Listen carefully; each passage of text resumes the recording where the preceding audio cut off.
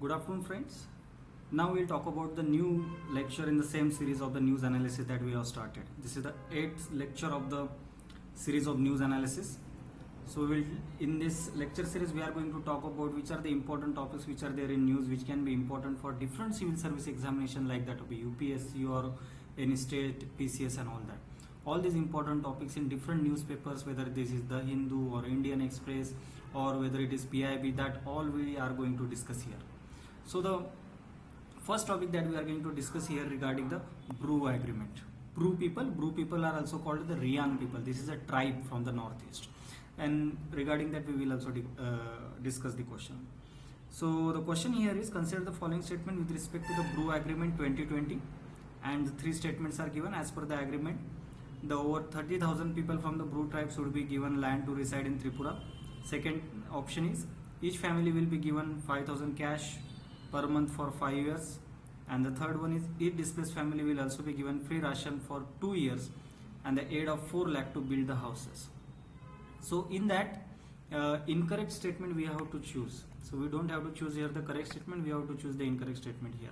So the first statement is the right statement, second and third statement are actually the incorrect statement. Why these statements are incorrect, that we will see in the explanation. So since 2 and 3 is incorrect, the answer will be 2 and 3 only, the answer will be B. But why these statements are incorrect, that we will see. So why particularly we are discussing this topic, because this, as per the agreement that was signed in 2020, the Bru agreement it is called that, the shifting of Mizoram Bru refugees has started on the 19th April only, just before few days, and the first batch of 515 refugees has been settled in the Tripura.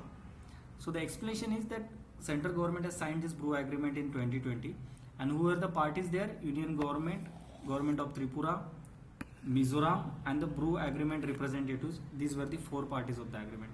So what are the highlights of this agreement? Under this agreement, Centre has announced the package of 600 crore for these Bru people, and these 30,000 people of Bru tribes, which are called the Riang tribes also, they will be given land in the Tripura, and also the fixed deposit of 4 lakh will be given to each family as a government aid, and they can withdraw it after the 2 years.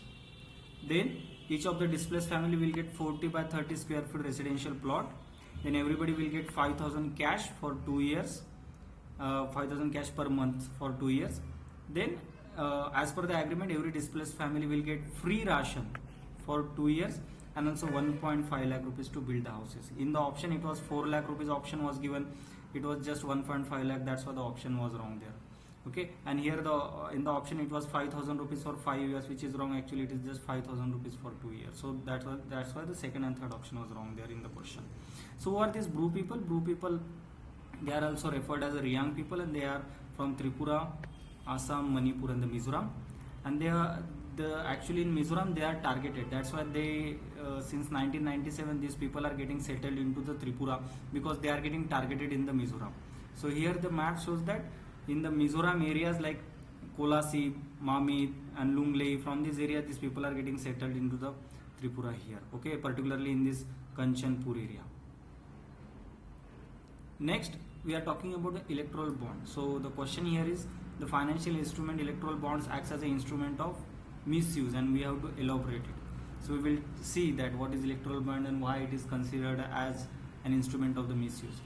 We are discussing this particular topic because the Jharkhand Mukti Morcha, which is a party from the Jharkhand, which has the first time declared the entities which are made donations, mean the people or the corporation which has made donation to this particular party, and this has been told by this Association of Democratic Reform. It is a non-governmental organization which talks about electoral reforms and presents data with regards to the elections.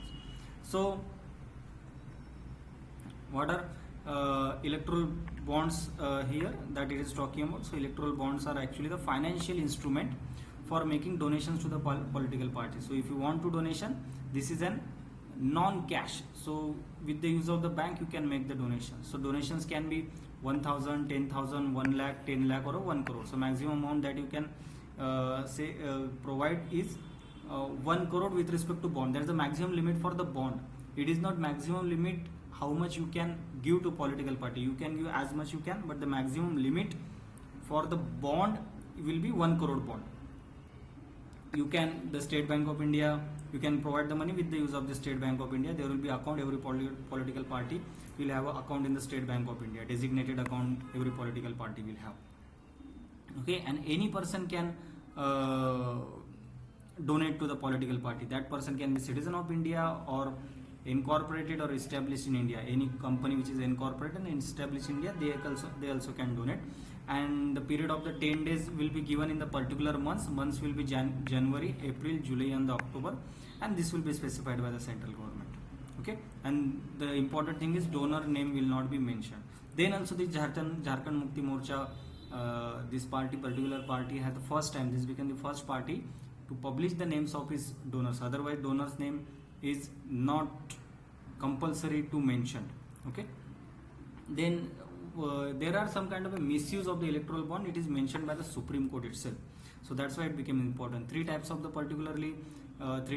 misuse has been mentioned by the Supreme Court here. Like there is an anonymity here. Since donor name cannot be published, therefore anonymity will be there regarding that. Second thing, that there is a asymmetry opaque. What is this asymmetry opaque? That the State Bank of India is acting as a mediator where you can deposit the money or where you can submit the bond. But State Bank of India is particularly owned by the Government of India. So government will always in the position to know who is the donor. That is called the asymmetrical opaque. So government is getting favor. Next, it can be a channel of black money. Why it can be channel of black money? Because there were few limits like that of a earlier there was a limit that only 7.5% of the profit of any company can be donated. Now this limit has been removed. Also, it said that earlier it was that any company which should have at least 3 years of existence was important, but now this 3 years of existence limit has been removed. So political party can establish the company before the election also, and they can just establish company, show their profit, can fund this company, show them as profit and give all the profit as a fund to the any party. So it can become a channel of the black money also. Next is regarding the Vande Bharat mission. Vande Bharat mission in news. Last year also it was in news and now it is coming in news this time also. So what is this particularly Vande Bharat mission? So here the question is regarding what is the Vande Bharat mission and Operation Samudra Setu. So we are discussing this Vande Bharat mission and Operation Samudra Setu here, and 4 statements are given. We will see after the explanation, we will understand that this is actually initiative for repatriating Indians stranded due to the COVID-19. So in explanation we will see what is actually this Vande Bharat mission and this Operation Samudra Setu. So Vande Bharat mission is actually started last year only. On the May 7, 2020 government started it. So those people, those Indian people which were stranded outside the India because of COVID, because of lockdown, they were stranded outside the India. So those people has to be they has to be repatriated to India. So Vande Bharat mission started where Air India was acting as a channel providing the flights. So with that flights, the Indian citizens which were stranded outside, they were made to come to India. That was actually the Vande Bharat mission. So it was the biggest evacuation exercise that to bring back Indian citizens to the country. Okay, so before that, before this COVID situation, the biggest evacuation that happened during the 1990 during the Kuwait and Iraq war, where 1,77,000 people were evacuated in 1990s. No? After that, this COVID became the biggest evacuation exercise. So different priorities are given that which person can be repatriated in India. These priorities like those who have lost their job or whose visa is terminated, or those who have lost their family member recently. All these people can be repatriated on a priority basis. So all the cost of the travel has to be borne by the passenger only. So government is not going to pay, only passenger is going to pay that.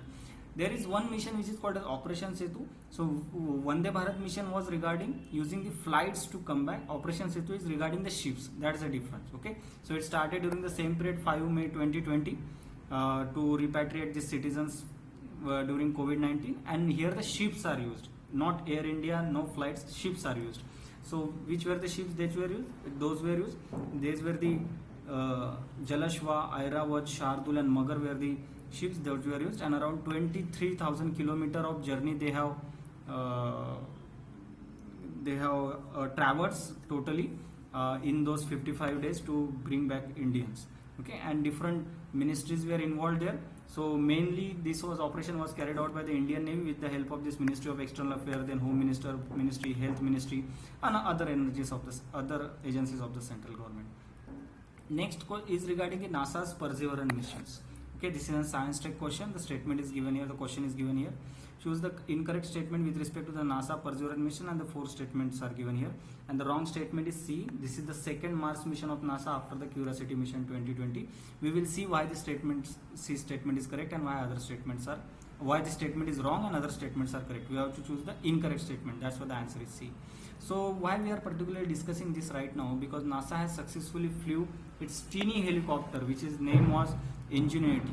So it has flew on the 19 April only on the Mars. Okay, so it was the first time that any kind of a helicopter has been any kind of a flight has been made in another planet. That's why it was so much of important. And this was with regards to Perseverance mission, Perseverance rover.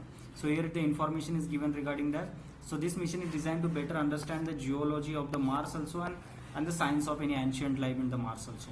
The objective is assess any ancient habitability. Second thing, to demonstrate the technology for any kind of a future robotic or a human exploration. What was the duration of this complete mission? It will be around 1 Mars year. So what is that 1 Mars year? It is 687 Earth days were considered the 1 Mars year. Then what are the mission steps? First is to collect the samples. Second thing, transport the samples to Mars ascent vehicle. This ascent vehicle will meet the orbiter. And the third will be the orbiter will come back to India with those samples. So that was the complete mission steps. Then what are the previous missions of the NASA? So NASA first time sent the rover in 1997. Next it was sent the 1997 rover name was the Pathfinder mission. Next the second time it was sent in 2003. So it sent a twin rover. They were the Spirit and Opportunity. Third attempt was made in the Curiosity rover in 2012. That's why the third statement was wrong, where it was saying that Curiosity was the first and this is the second mission. No, the current mission, the Perseverance rover, is the 4th mission. The Curiosity was the 3rd mission. Okay. If you like this video, please subscribe the channel, like the video, comment on the video, share the video. Thank you so much.